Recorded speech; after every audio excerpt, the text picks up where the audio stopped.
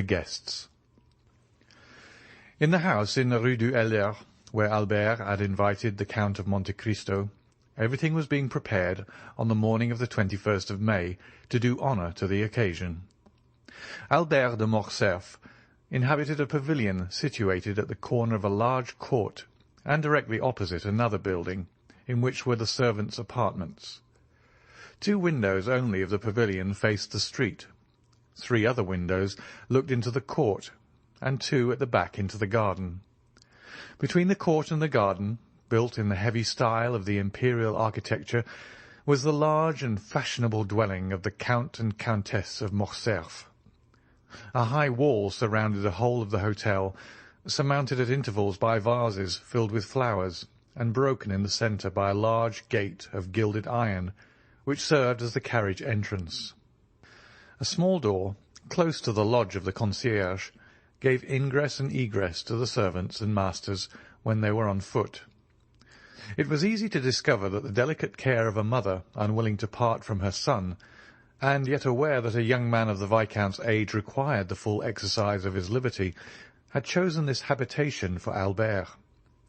There were not lacking, however, evidences of what we may call the intelligent egoism of a youth who is charmed with the indolent, careless life of an only son, and who lives, as it were, in a gilded cage. By means of the 2 windows looking into the street, Albert could see all that passed. The sight of what is going on is necessary to young men, who always want to see the world traverse their horizon, even if that horizon is only a public thoroughfare. Then, should anything appear to merit a more minute examination, Albert de Morcerf could follow up his researches by means of a small gate, similar to that close to the concierge's door, and which merits a particular description.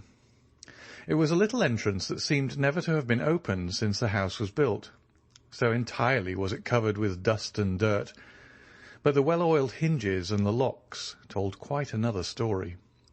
This door was a mockery to the concierge, from whose vigilance and jurisdiction it was free, and like that famous portal in the Arabian Nights, opening at the sesame of Ali Baba, it was wont to swing backward at a cabalistic word or a concerted tap from without, from the sweetest voices or whitest fingers in the world. At the end of a long corridor, with which the door communicated and which formed the antechamber, was on the right Albert's breakfast-room, looking into the court, and on the left the salon looking into the garden. Shrubs and creeping plants covered the windows and hid from the garden and court these 2 apartments, the only rooms into which, as they were on the ground floor, the prying eyes of the curious could penetrate. On the floor above were similar rooms, with the addition of a 3rd formed out of the antechamber. These 3 rooms were a salon, a boudoir, and a bedroom. The salon downstairs was only an Algerian divan for the use of smokers. The boudoir upstairs communicated with the bedchamber by an invisible door on the staircase. It was evident that every precaution had been taken. Above this floor was a large atelier, which had been increased in size by pulling down the partitions, a pandemonium in which the artist and the dandy strove for preeminence. There were collected and piled up all Albert's successive caprices, hunting horns, bass viols, flutes, a whole orchestra, for Albert had had not a taste but a fancy for music, easels, palettes, brushes, pencils, for music had been succeeded by painting, foils, boxing gloves, broadswords, and single-sticks, for, following the example of the fashionable young men of the time, Albert de Morcerf cultivated, with far more perseverance than music and drawing, the 3 arts that complete a dandy's education, i.e., fencing, boxing, and single-stick, and it was here that he received Grisier, Cook, and Charles Leboucher.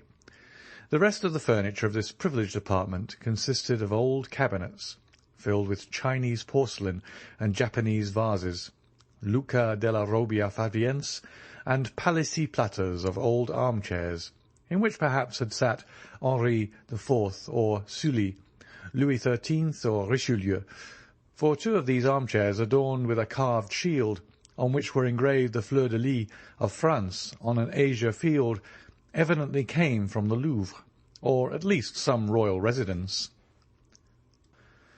Over these dark and sombre chairs were thrown splendid stuffs, dyed beneath Persia's sun, or woven by the fingers of the women of Calcutta or of Chandanaga.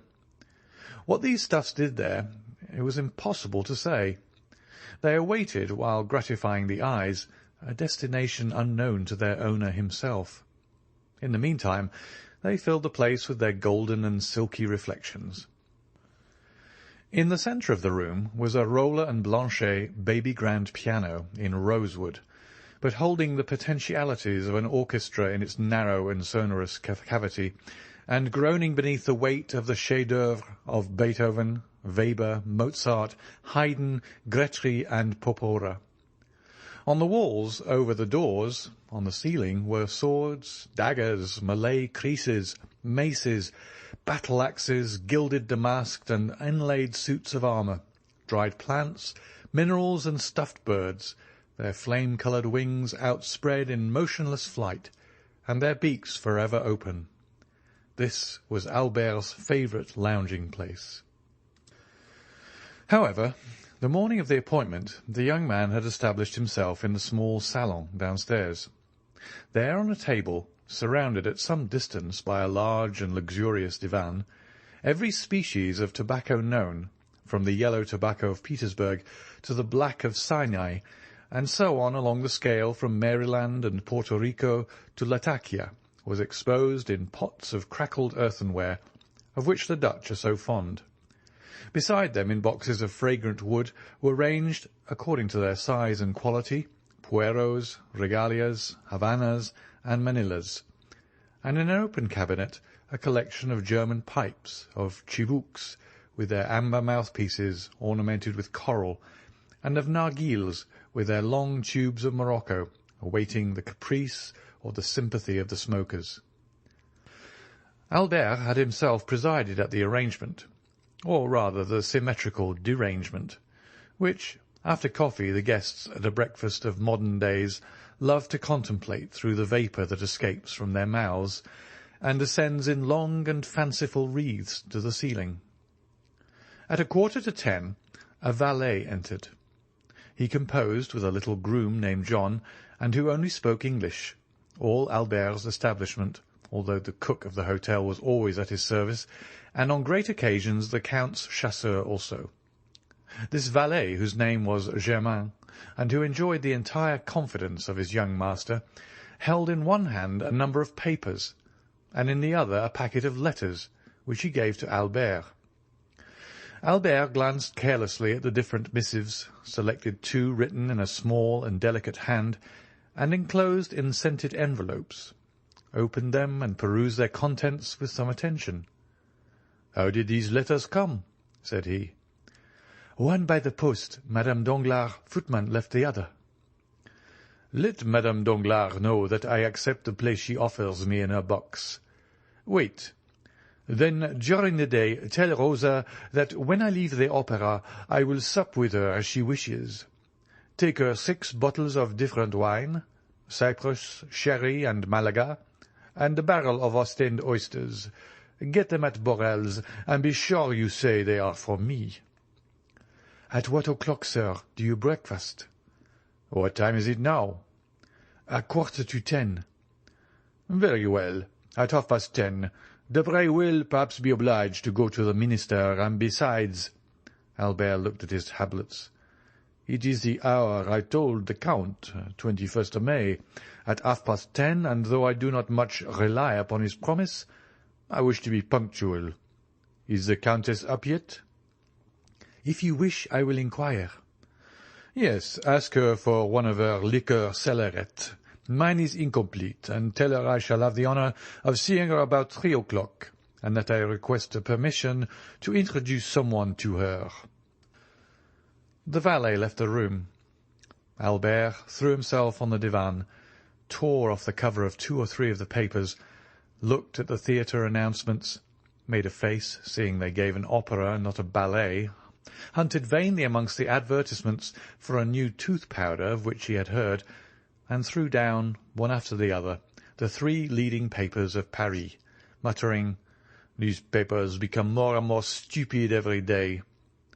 A moment after, a carriage stopped before the door, and the servant announced Monsieur Lucien Debray.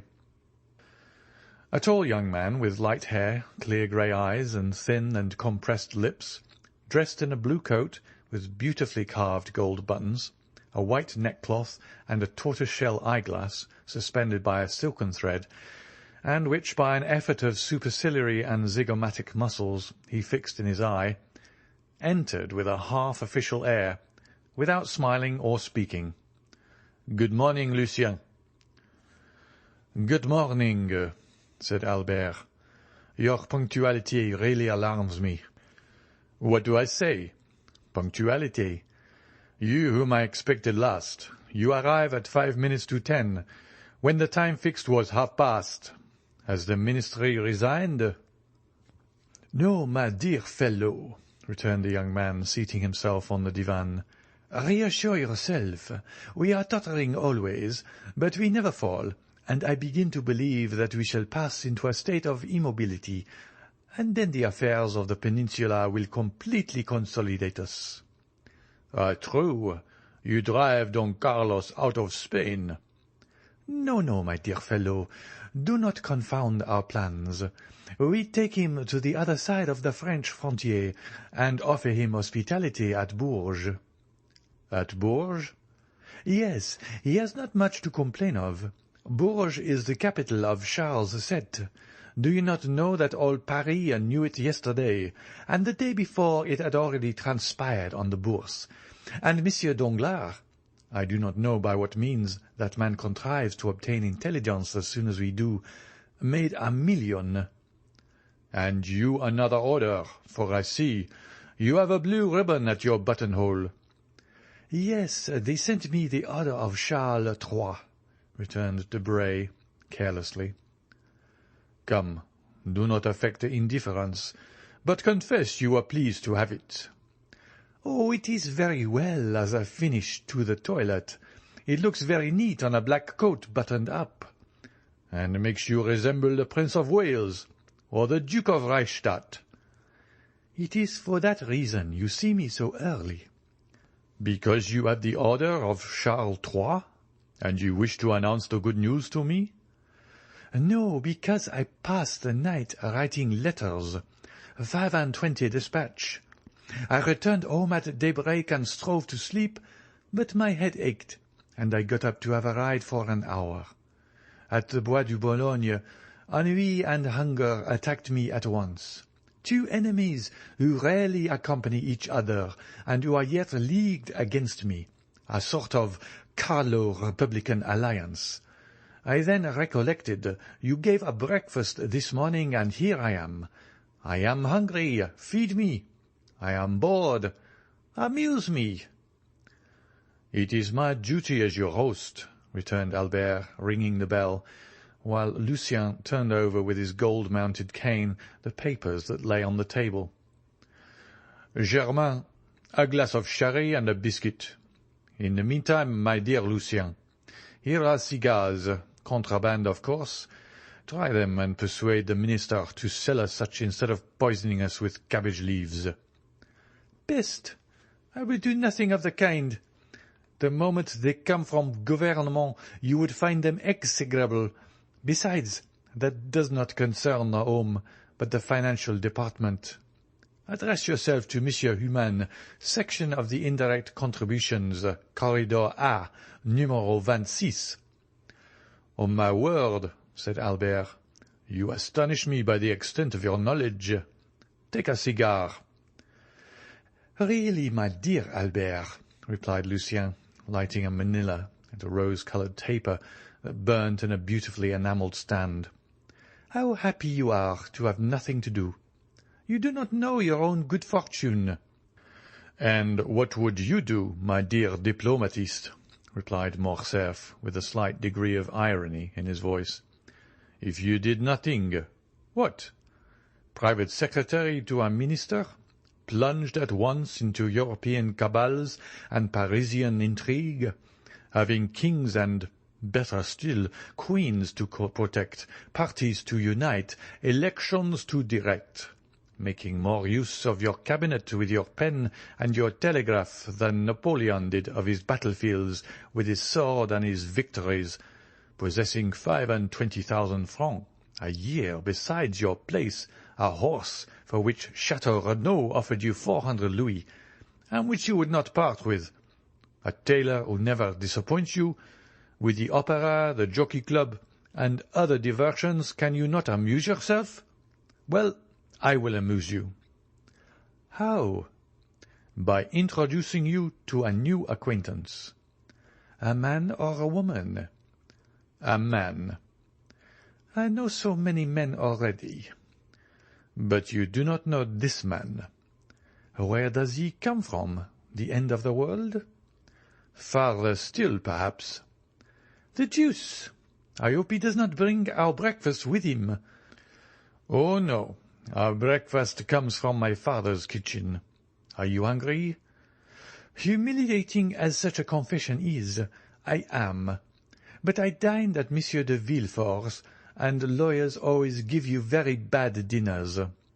You would think they felt some remorse. Did you ever remark that? Ah, depreciate other persons' dinners. You ministers give such splendid ones. Yes, but we do not invite people of fashion.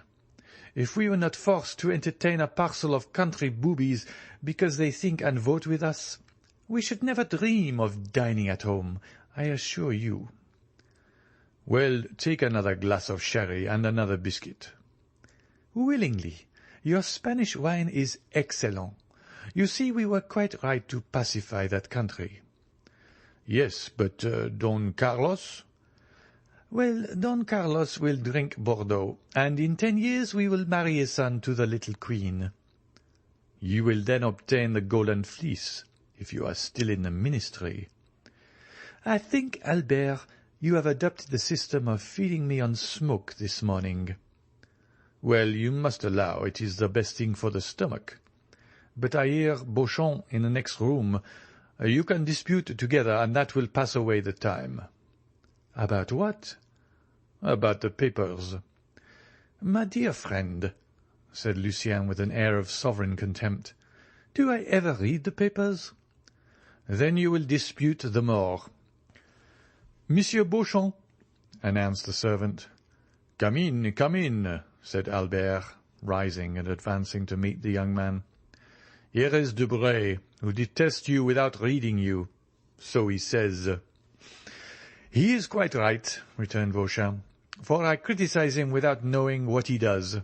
Good day, Commander. Ah, you know all that already, said the private secretary, smiling and shaking hands with him. Pardieu! And what do they say of it in the world? In which world? We have so many worlds in the year of grace. 1838. In the entire political world, of which you are one of the leaders.